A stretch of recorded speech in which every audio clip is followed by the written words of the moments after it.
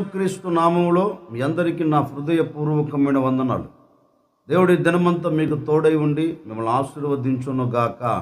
మీరు వెళ్తున్న మార్గాలలో, మీరు చేస్తున్న చేతి పనులలో, మీరు చేస్తున్న వ్యాపారంలో, ఆత్మ సంబంధంగా, శరీర సంబంధంగా ఈ దినమంతా నా ప్రభు అన్ని విషయాల్లో మీకు క్షేమమును దయచేయును గాక. పరిశుద్ధ గ్రంథములో నుండి దావీదు రాసిన 26వ కీర్తన మొదటి చరణమును నేను చదువుతా ఉన్నాను. ఈ పరిశుద్ధ గ్రంథమైన బైబిల్ తెరచి చూడండి. యెహోవా, నేను యథార్థవంతుడనే ప్రవర్తించుచున్నాను, నాకు తీర్పు తీర్చుము.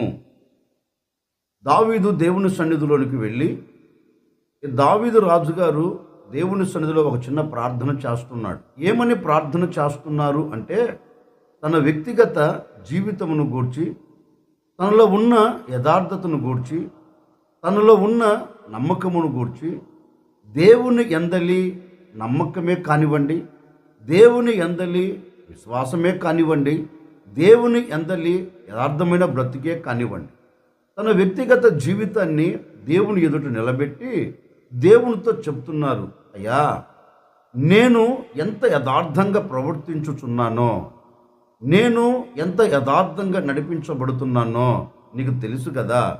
ఒకసారి నాకు తీర్పు తీర్చు. నాలో యథార్థత ఉందా, లేకపోతే నాలో యథార్థత లేదా? నాలో నమ్మకత్వం ఉందా, లేకపోతే నాలో అపనమ్మకం ఏమైనా ఉందా? ఒకసారి నీవు నాకు తీర్పు తీర్చవా అని దావీదు రాజుగారు దేవుని సన్నిధిలోనికి వెళ్ళి తన యథార్థమైన జీవితంలో గురించి దేవుని చేతులకు అప్పగిస్తూ తీర్పు తీర్చమని చెప్తున్నారండి. అంటే దావీదు యథార్థంగా ప్రవర్తించుచున్నాడు గనుకనే దావీదు నోట ఈ మాట రాగలిగిందండి. దావీదు నమ్మకంగా ఉన్నాడు గనుకనే దావీదు నోట ఈ మాట రాగలిగింది.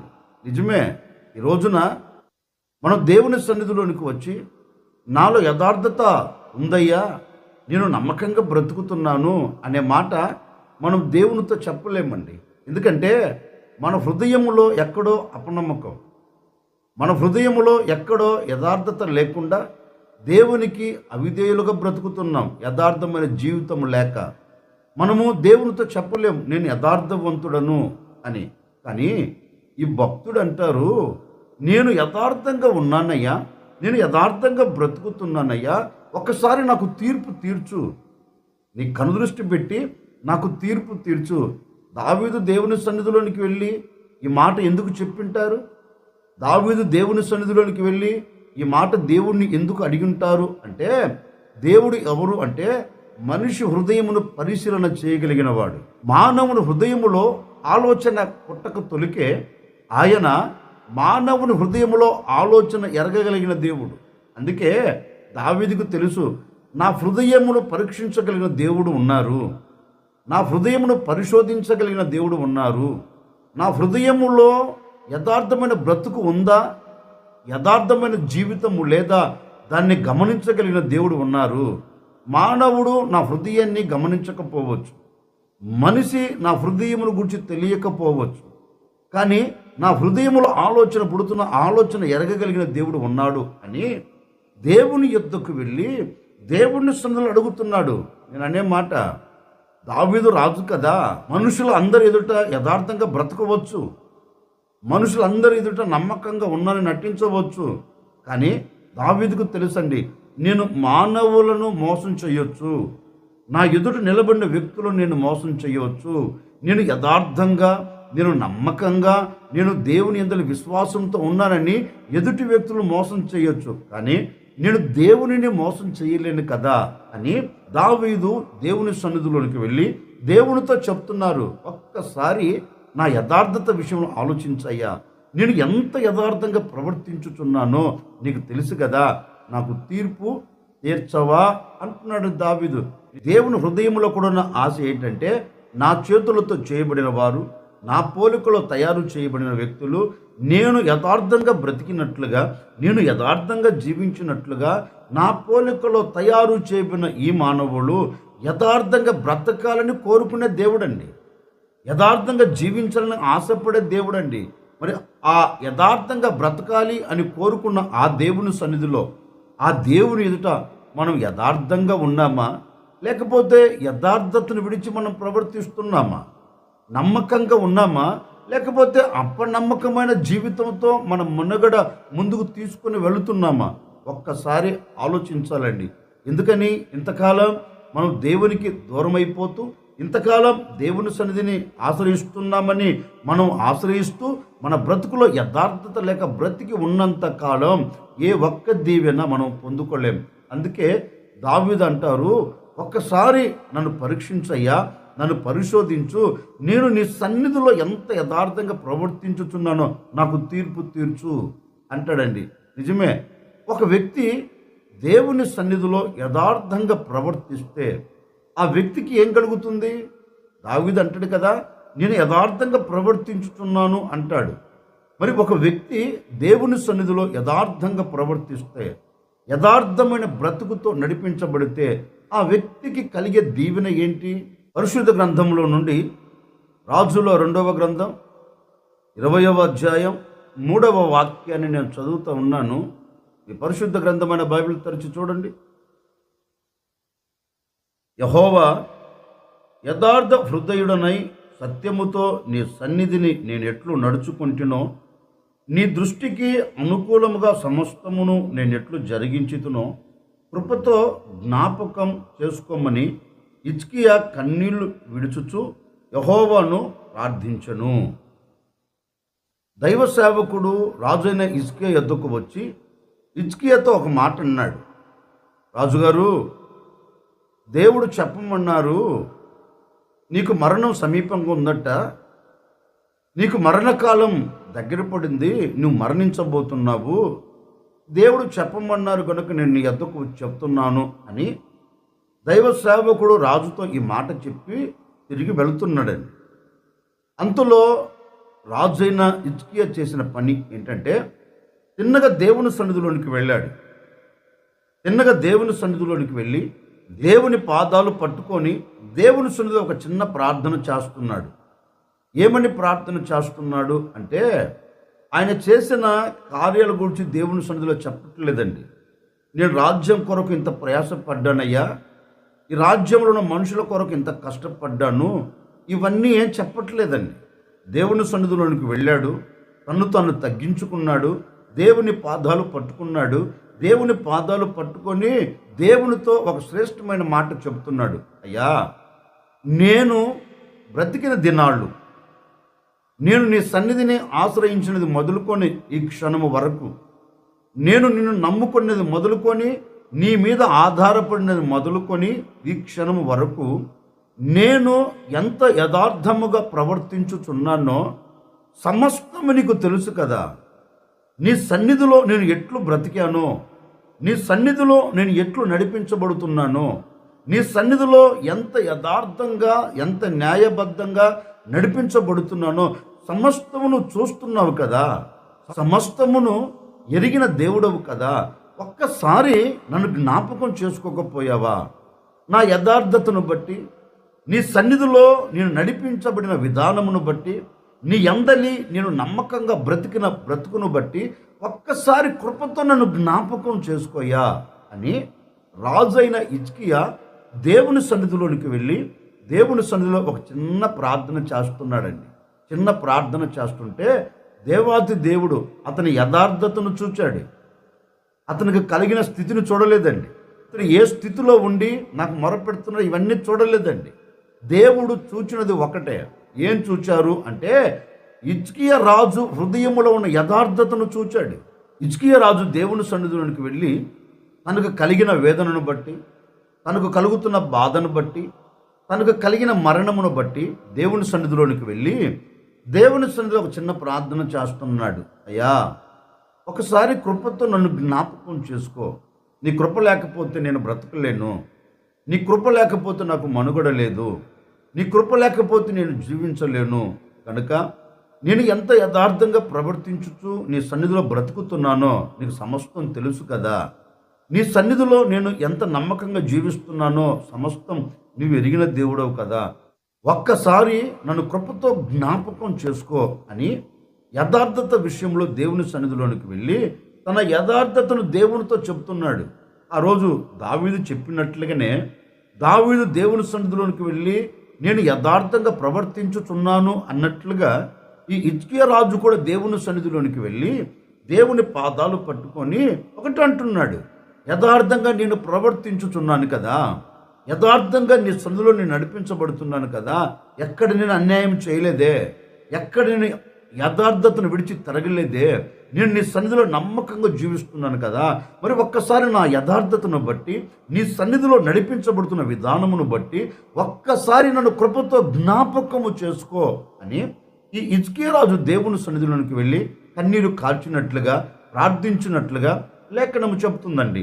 దేవుడు అతడు చేస్తున్న ప్రార్థనను విన్నాడు. ఏ ప్రార్థన? యథార్థమైన ప్రార్థన అండి.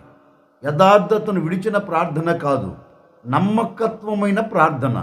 నమ్మకత్వం లేని ప్రార్థన కాదు, ఏదో చెయ్యాలి అన్నట్లుగా కాదండి. తనకు కలిగిన బాధను బట్టి దేవుని సన్నిధిలో బ్రతికిన యథార్థతను బట్టి దేవుని యొద్దకు వెళ్ళి ఒకటే అడుగుతున్నాడు, నా యథార్థతను చూడు, నా యథార్థతను బట్టైనా నాకు మేలు చేయవా, నా యథార్థతను బట్టైనా నాకు ఆరోగ్యం ఇవ్వవా, నా యథార్థతను బట్టైనా నా ఈ మరణాన్ని తీసివేయవా అని రాజు దేవుని సన్నిధిలోకి వెళ్ళి ప్రార్థన చేస్తుంటానండి. దేవుడు అతను యథార్థతను చూచాడు. మన దేవుడు ఎవరు అంటే యథార్థతను ప్రేమించగలిగిన వాడు, యథార్థవంతుల మీద కనుదృష్టి నిలబెట్టగలిగిన వాడు మన దేవుడు. అందుకే అతని యథార్థతను చూచి అతని మీద తన మనసును నిలుపుకొని మరలా ఒక శ్రేష్టమైన వాక్కును పంపుతున్న రాజుగారి దగ్గరికి దైవ సేవకుడు, ఏ దైవ సేవకుడు అయితే చెప్పాడో అదే దైవ సేవకుడు మరలా వచ్చి ఈ రాజుతో అంటున్నారు, రాజుగారు మీరు కంగారు పడవలసిన అక్కర్లేదండి, మీరు అధైర్యపడవలసిన అక్కర్లేదండి, మీరు కృంగిపోవలసిన అక్కర్లేదండి. ఎందుకంటే నీవు ఏ దేవుని సన్నిధిలోనికైతే నీ యథార్థతను బట్టి ఆ దేవుని సన్నిధిలోనికి వెళ్ళి నీ యథార్థమైన బ్రతుకును బట్టి దేవుని సన్నిధిలో ప్రార్థించావో నీ యథార్థతను బట్టి ఆయన నీ ప్రార్థన విన్నాడు. నీ నమ్మకత్వాన్ని బట్టి ఆయన నీ పరిస్థితిని చూచాడు. నీ యథార్థమైన జీవితంను బట్టి నువ్వు కారుస్తున్న ఆ కన్నీళ్లను ఆయన చూచాడు. చూచిన దేవుడు నీతో చెప్పమన్నారు అని ఈ దైవ సేవకుడు రాజుగారితో చెప్తున్నారు. భయపడవలసిన అక్కర్లేదు, నిశ్చయముగా ఆయన నీ ప్రార్థన అంగీకరించి ఉన్నాడు, ఆయన నీ కన్నీరు చూచి ఉన్నాడు, నీవు కన్నీళ్లు విడుచుట ఆయన చూచాడు, నీ ప్రార్థన ఆయన విన్నాడు, గనుక ఆయన తప్పక నిన్ను బాగు చేయబోతూ ఉన్నారు. ఆయన నిన్ను బాగు చేయబోతూ ఉన్నారు. నీ యథార్థతను బట్టి నీ మీద మోపబడిన మరణమును ఆయన కొట్టివేయబోతూ ఉన్నారు. ఆయన కొట్టివేసి ఉన్నారు. ఆయన నీతో చెప్పమన్నారు, నీ ప్రార్థన నేను విన్నాను అని, నీ కన్నీరు నేను చూచాను అని, నేను నిన్ను బాగు చేస్తాను అని ఆయన నీతో చెప్పమన్నారు. కనుక నువ్వు ధైర్యముగా ఉండు అని మరలా దైవ సేవకుడు వచ్చి రాజుగారితో చెప్పినట్లుగా లేఖనంలో చక్కగా రాయబడిందండి. నిజమే, ఈ రాజుగారు యథార్థంగా ప్రవర్తిస్తున్న ప్రవర్తనను బట్టి సాక్షాత్తుగా దేవుడు అతని యథార్థతను చూచి 15 సంవత్సరం ఆయుష్ని పొడిగించాడండి. అంటే అతని మీద మోపబడిన మరణాన్ని రద్దు చేశాడు.